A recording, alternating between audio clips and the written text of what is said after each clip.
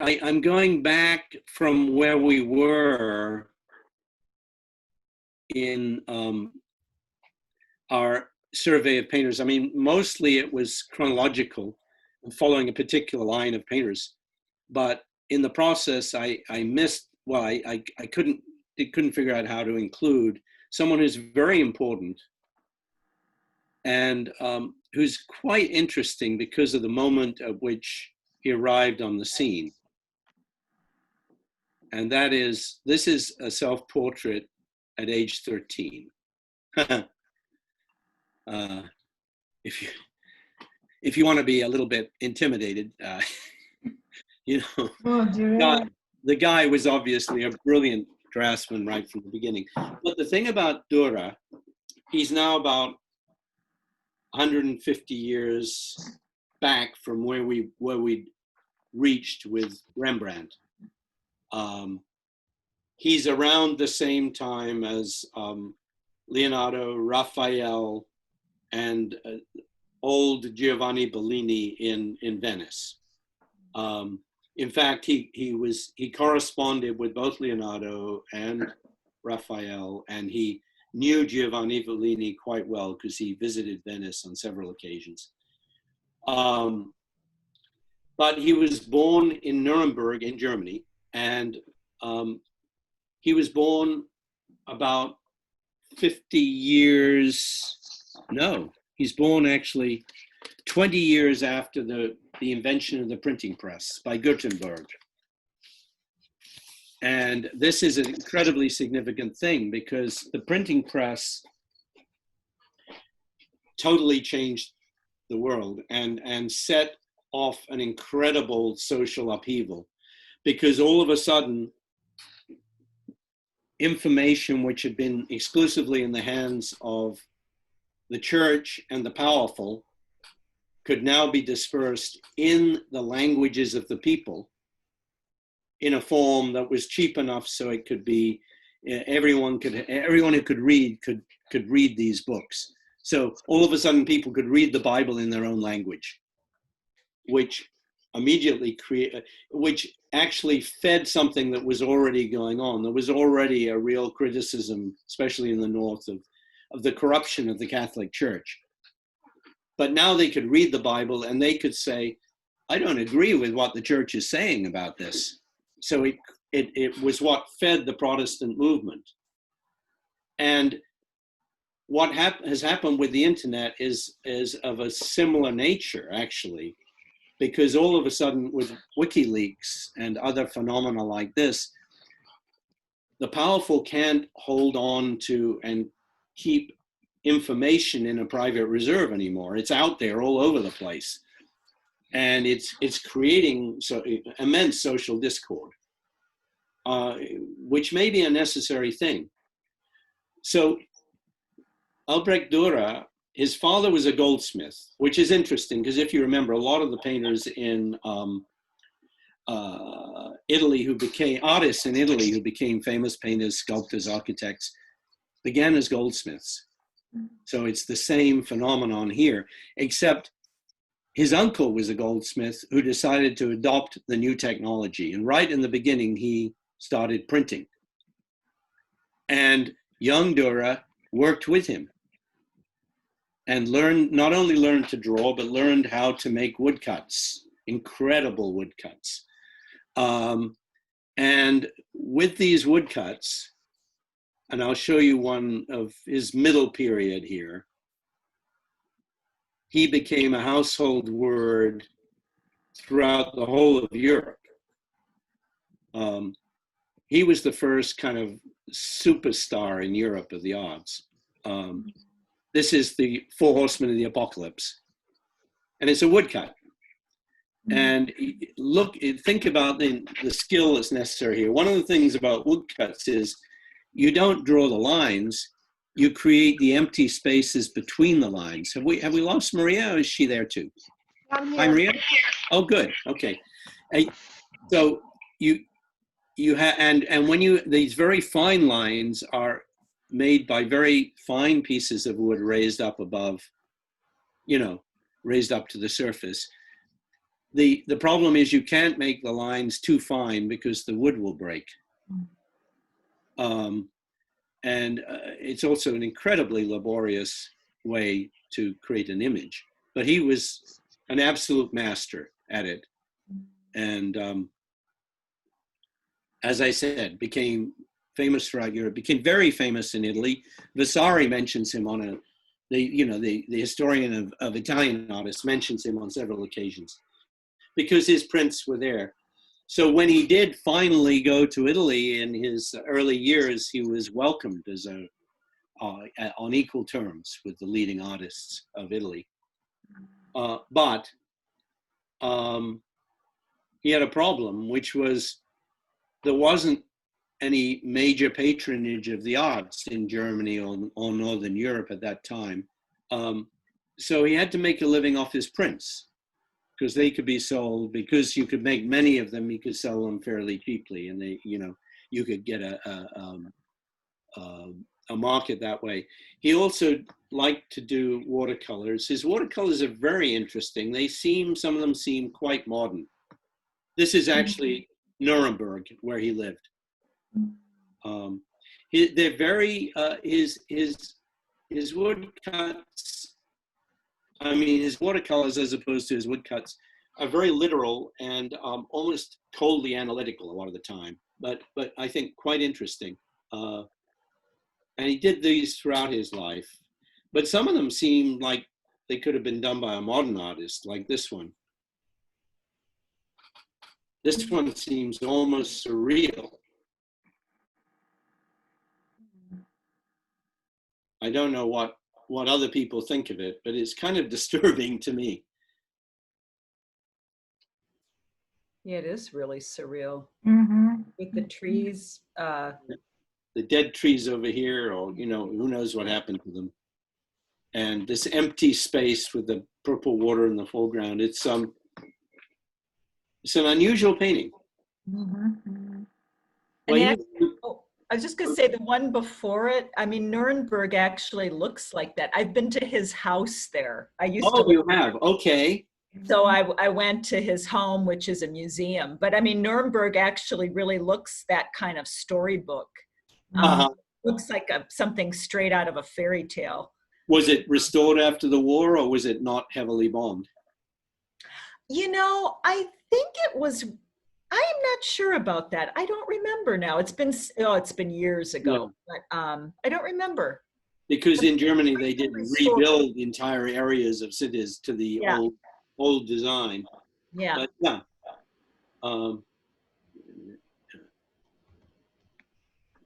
He also is a couple of his watercolors from later in his career are extremely famous. As a child, we had this one hanging in my house. A copy, obviously. Oh, I love it. Oh, beautiful, huh? Isn't that spectacular? It is, it is. And here you see his amazing attention to detail, almost obsessive, almost clinical. He, like Leonardo, and who, as I said, he corresponded with, were fascinated by nature and could delineate it very, very carefully and precisely. The difference was that whereas Leonardo went for seeking the central living core, the why of everything, Durer is more after the very finely described surface. He's looking at nature more clinically, and his mind is actually caught up with idea. He's very much of a literary person, as many of the Northerners were, whereas Leonardo's book was nature itself. But this is an incredible painting.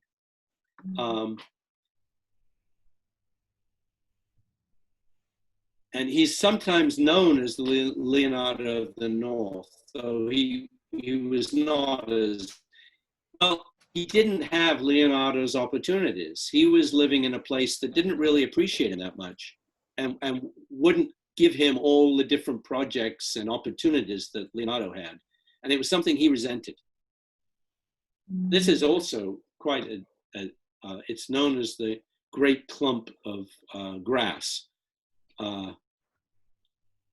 It's also a phenomenal piece of painting and very interesting, kind of unprecedented.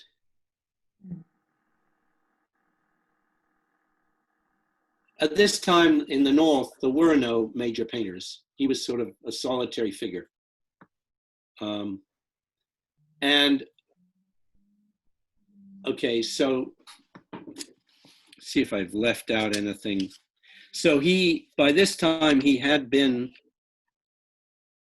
traveling around after he'd become a licensed painter by joining the guild. He traveled around Northern Europe for several years and did a brief visit to Italy. And this is one of many self-portraits. But certain things, and this was a gift to his wife-to-be. He had an arranged marriage, presumably arranged by his family. And he sent this to her because he was still out traveling. This is known as Portrait of Durer with a self-portrait with a thistle, but actually it's not a thistle. It's a plant that looks like a thistle, but symbolizes fidelity, but also is rumored to have aphrodisiacal qualities. Mm-hmm. So I don't know how he intended it in this painting. Mm-hmm. But you can also see, there's something a little bit feminine and mm-hmm. almost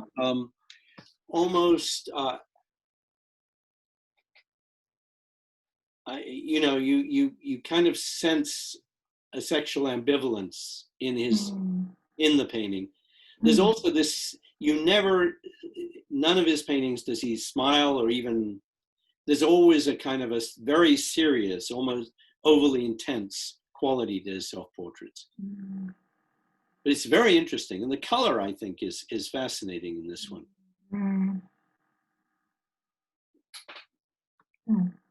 But so he marries, and this is a sketch of his wife from an early marriage, quick sketch, which I think is quite lovely. And has a nice spontaneity to it. But their marriage was not a success at all. They never had children.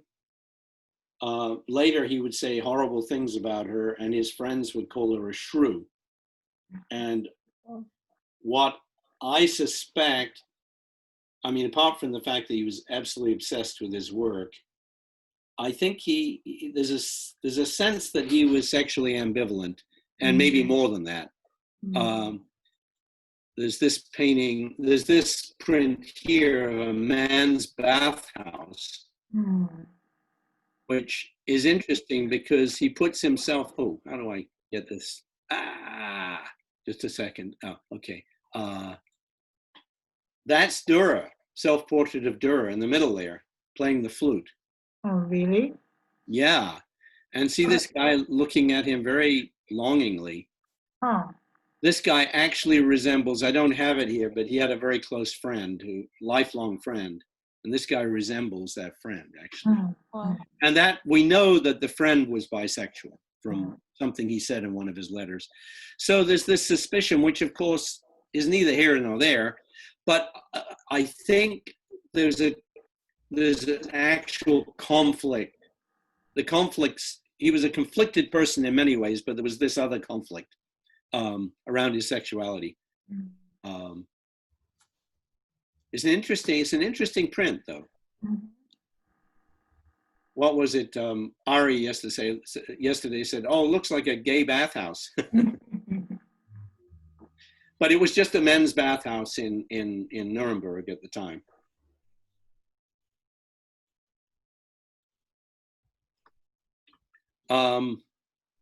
He also did this, which is a very, this is a totally overpowering self-portrait in the nude. And again, look at his expression, incredibly serious expression. What is the medium? I'm not 100% sure. It looks to me like it's ink. Well, it's on a paper that's been grayed, black ink and white ink or white paint on a paper that's obviously applied a wash of gray. But it is an incredibly intense nude. Really modern looking. Very well. This is the thing about him. When he's both doing this work, which is very Gothic almost. His prints, but also when he just looks at things and draws them with that objective eye, they're incredibly modern. And there's almost a sense at times of a slight alienation or quality of loneliness in his work, which is fascinating.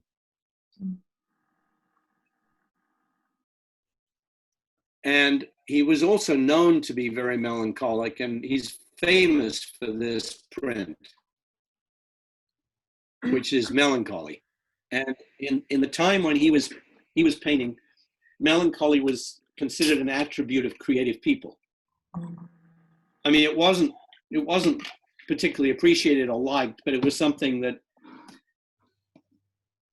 people identified with creativity. And he's identifying it with the artist, because the artist in those days was not just painter, but engineer, architect, all the different crafts, all the different disciplines that required both manual dexterity and also an imagination and creativity. But that some people have commented that this figure looks both male and female, and that the wings don't look like they could possibly bear the mass of the figure. There's a sense of everything, of someone who's kind of bound to the earth and wants to fly and can't, and they've neglected their dog, which looks kind of bony and hungry here. I mean, and then there's the indication of time passing and nothing happening. He was not, one doesn't get a sense that he was a very ambitious and very brilliant person, but he wasn't a happy person. This is a detail of, I think it's a later press. It seems like he reworked the plate because there's much more darkness in here. But it's a very powerful expression.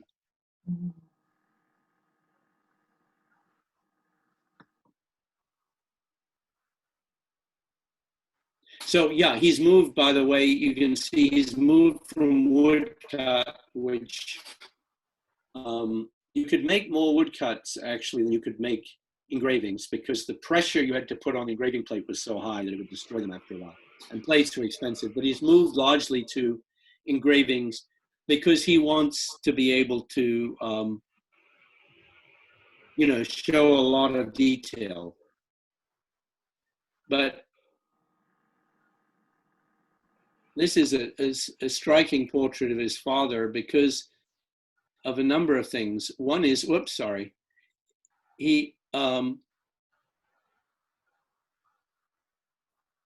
there's a severity in the face, which is, I mean, again, it doesn't look like a happy man. A goldsmith who probably worked very hard his whole life. But look at the colors. It's kind of, again, it has a certain modern quality. It makes you think in some ways of expressionism in terms of the very intense and disturbing color. Kenneth Clark observed that in the German artists of this period, you could see, and I don't know if he was right, but you could see a sort of a psychic conflict that would manifest itself later in the two world wars. I don't know, that might be the British, a British critic superimposing something on the German character, but there is a sense of intense discomfort. Though it's a very powerful portrait and beautifully, beautifully executed in the face. It's almost like he lives up to his name of being Durer. Durer. Yeah. It's true. Now, his visits to Europe, his visits to Italy, made him aware of the very high social status of artists in Europe because of all the different courts that considered it their job and to support any number of artists. And so artists had, who made a name in Italy, for the most part, would continue to be able to practice a lot of their art throughout their whole life. Durer in the North felt like he complained that he couldn't paint anywhere near as much as he wanted because he couldn't make very much money off paintings. He could make a lot of money off his prints. But this is the way he would like to be. He's painted himself as he would have seen himself, as he saw himself, as he wanted to see himself as an Italian painter, even with the little window with the landscape out the distance as the Italians would have done. But he also, you can see, has very high regard for himself in terms of his appearance, almost foppish. This is one of his very famous self-portraits, though. And he was the inventor of the self-portrait as an independent thing. The Italian artists would include themselves in paintings, but normally they didn't paint self-portraits. He did it throughout his whole life. And I think he did it because he was a conflicted person who was constantly examining himself. And of course, it's something that Rembrandt takes to the nth degree, painting God knows how many self-portraits. But Rembrandt's are very different. Rembrandt's are much more welcoming. Well, he was clearly whatever his private life was like, he was clearly very religious and caught up in the stories of the Old and New Testament. Here's his version of the prodigal son, which Rembrandt would have seen. Rembrandt and Durer both would have seen these prints because they were dispersed throughout the whole North. But the prodigal son, wastes his inheritance and ends up being given work in a barnyard during a famine, and thinking that he wishes he could eat the pig's food, at which point he remembers that his father has a house with well-fed servants and decides to go home. And this is his moment where he decides to go home, and it's indicated as sort of a moment of remorse and faith in this, because there was a big fight between the Calvinists, well, not the Calvinists, the Protestants and the Catholics over the story of the prodigal son. The Catholics said that the prodigal son did things to earn his forgiveness and acceptance by his father, who is seen as God. The Protestants said no, it was simply by accepting God, his father, and returning to him that he receives the grace of forgiveness. So it's one of their many arguments over which they killed thousands and thousands of people. Because the whole North eventually was caught, well, much of Europe was caught up in religious wars eventually.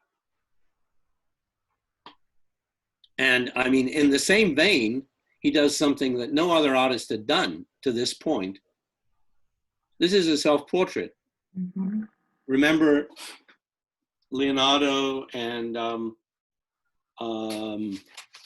Antonello Damascena's paintings of Christ the Redeemer? Here he is, except it's Durer. And this is the first time an artist had represented himself in a pose that was traditionally attributed to Christ. So he had a very, I mean, which suggests that he had a real sense of being persecuted or misunderstood. It's an incredibly powerful painting. But it's interesting, look, as you see his paintings, you see he moves across a range of styles and color schemes. Because painting is secondary to his printing. So he never really fixes on a particular style. Now, he went back to Venice for a couple of years in his early 40s, late 30s, early 40s. And this is the one portrait that defies the descriptions that I've given of his portraits. I mean, it's very beautiful and very relaxed by, comparison to his other work. And it gives you the sense that maybe in Venice, where he was really respected and where he felt comfortable, a different part of his personality could break free.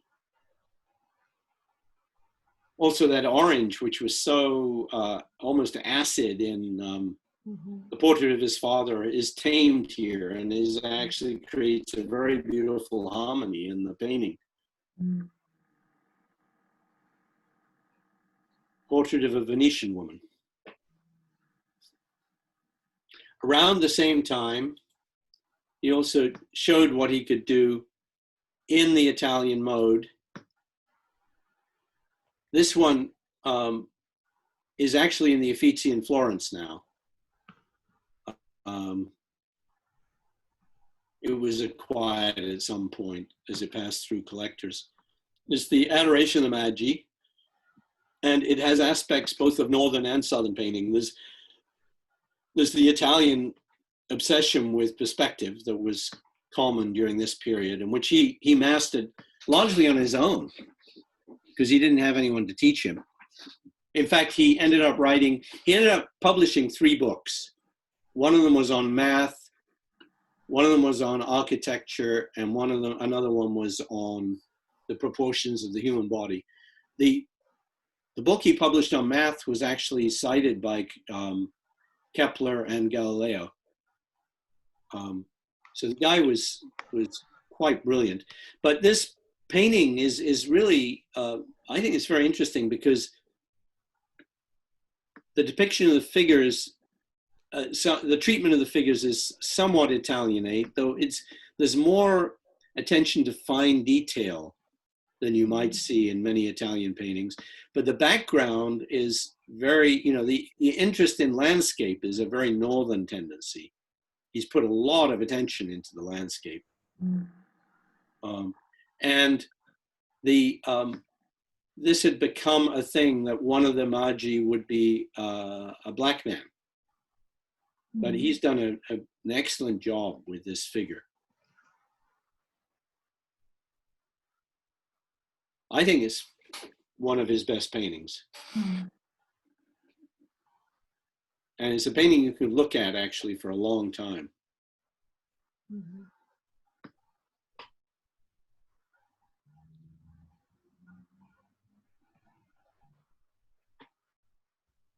And just in passing, this was a drawing he did some years later, actually, of a North African with a slightly similar features to the Magi, but beautiful drawing, I think. And it's interesting the way he hints at the shoulders and the rest of the body. But there's sufficient there so you see the whole figure. Your face, you're not distracted from the face, which is just beautifully delineated. He is considered one of the world's greatest draftsmen, I think, quite justifiably.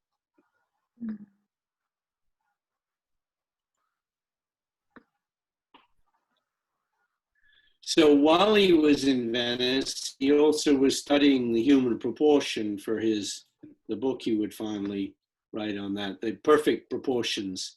And this was his print based on what he considered the perfect male and female proportions.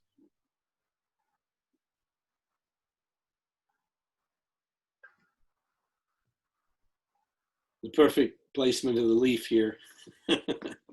There's something a little, to our mind, probably a little funny about it, but it's a beautifully executed print.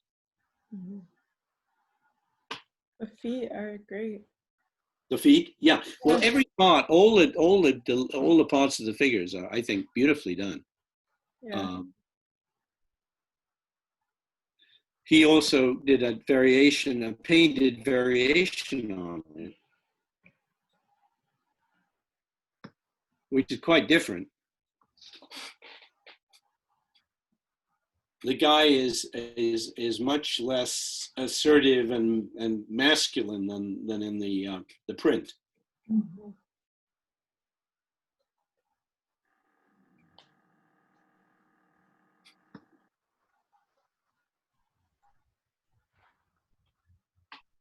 This is also one of his famous paintings.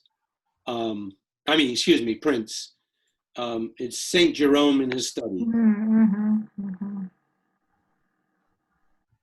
And the attention to the surface of things is something that's very distinct to his work and to the Northern artists in general. And also the interior with the figure lighted through the windows is also something that is a very Northern thing, because of course they spend a lot more time indoors than the Southerners. The lion is associated with Saint Jerome because he's supposed to have pulled a thorn out of a paw of a lion who then became his lifelong friend.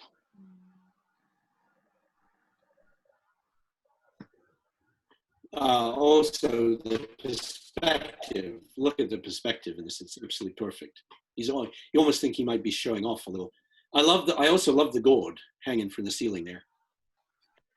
That's how they kept things like gourds in those days, so the mice wouldn't get at them.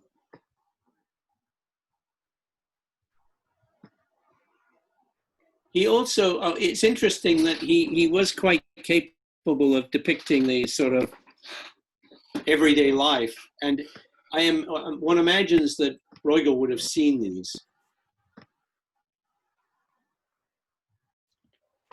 In fact, this one suggests it might have inspired Bruegel.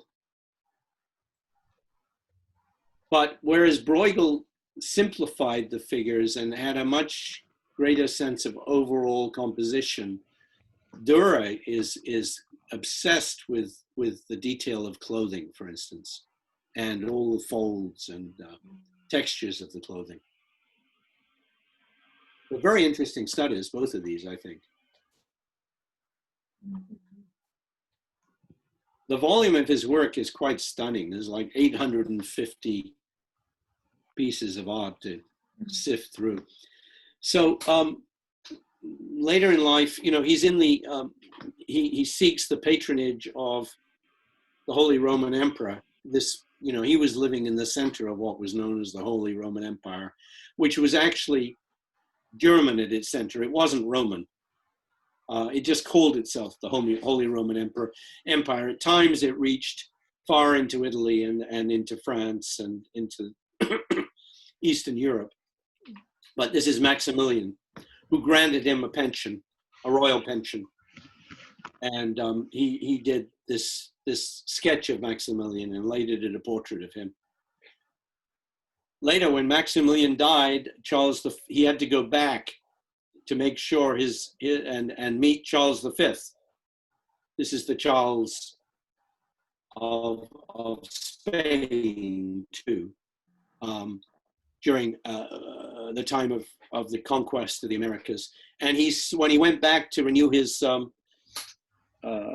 pension with Charles V, hat in hand, because he was a northern artist who had to kind of beg for these kind of things. He got to see the treasures that Cortez had stolen from the Aztecs, and he said they were more wonderful than a miracle to see. But now his health was declining, and he did a lot less work, and what work he did, a lot of it doesn't interest me that much, to tell you the truth. But he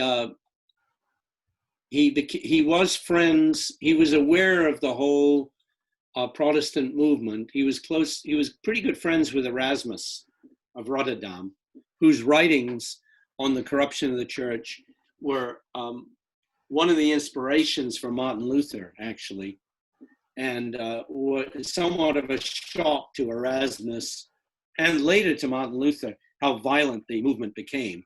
But this was executed as a commission for Erasmus, so he could put it in the frontispiece of his many books.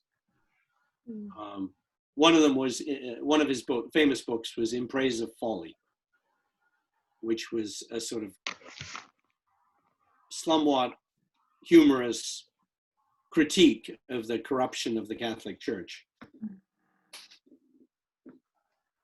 So as the Reformation got more and more violent, it also did something else, which was a problem for artists in the North, because as the churches became Protestant, they stopped having any images in them. They considered images a form of idolatry. And so one of the major patrons of the arts just completely dried up in the North. And he did an unusual thing shortly before his death. He painted this painting, which is large, it's about 10 feet tall, of the four apostles. And because it couldn't be put in a church, he gave it to the city hall. But what's interesting about this is the two foreground apostles, John on the left and Paul on the right, are Martin Luther's favorite apostles. The one on the left, John, there's an emphasis on the book and the word. In fact, this says, the text in here says, in the beginning was the word, because the Lutherans wanted people to go and read the Bible, the Old and New Testaments, in their original and make up their own decisions and create a direct connection with God, bypass the Pope. So Peter, who would normally be in the front in a regular Catholic painting, is put behind John. On the right is Paul, who famously said, "Thou shalt live by faith alone." Also holding a book. What's also interesting about this is that Durer added a commentary at the bottom in which he warned people in following their faith not to be misled by false prophets and to practice the peaceful, loving means that Christ recommends in the New Testament. In other words, he was at this point very upset by the course the Reformation was taking. And this is one of his last statements. And that's what I have to say about this guy, who's a fascinating and troubled artist, I think. And I'd be interested in what you think. Anything you have to say about this? I actually enjoyed his paintings of himself, the way he Yeah. sees himself. You know, Yeah. just the one that's the black and white sketch that he's in the nude. Yeah. On his face, his face features, they look like an African American in that black and white one. He didn't do his great glamorous long hair, and No. this one, he looks like African American in this.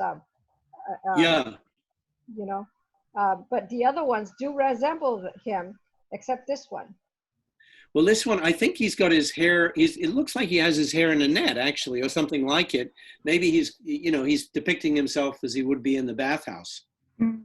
Yeah, no, but I'm talking about his features of his face, his lips, the bone Well, he does. structure. Yeah, that's true. That's true. Yeah. Though, you know, they saw, well, there were Africans in Northern Europe. Yeah, They, but this is himself, isn't it? yeah, This is, right. This is himself. Absolutely. Yeah. Yeah. It's very striking. It's like, you well, know, it is. It's very nice. It's just that, this one looks different than the other ones. yeah, I agree. Like his alter ego. Yeah. There's Yeah. something kind of hungry about it. Like if, like he's leaning into it as well, like this. Yeah. Yeah. It's interesting. And it's unfinished too. You wonder what his reason for doing it was even. Mhm. You know? I But- haven't seen so many of his paintings, actually. I've seen more of, because I think in that museum and just most of the work I've seen were his etchings. I enjoyed seeing his paintings. And woodcut, probably some of it, and woodcuts. Yeah, though they're engravings and woodcuts. Well, not yeah, etchings. that's right. Yeah. Sorry. Mhm. It's Rembrandt who starts getting into etchings in a big way. But you know what's interesting is it wasn't just him of the northern artists who lived off their prints. I mean, Bruegel for a long time lived off his prints, woodcuts, and Rembrandt really kept himself going a lot of the time with his prints. And in all those cases, a lot of their international fame was their prints, because the prints went all over the place and they became household words throughout Europe.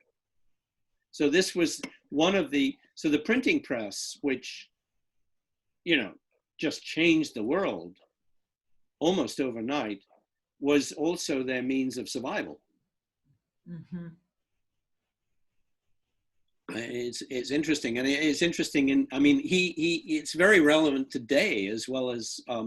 I think he also, just by the moment he lives, gives us a more intimate view of what it was like to experience that period. You know,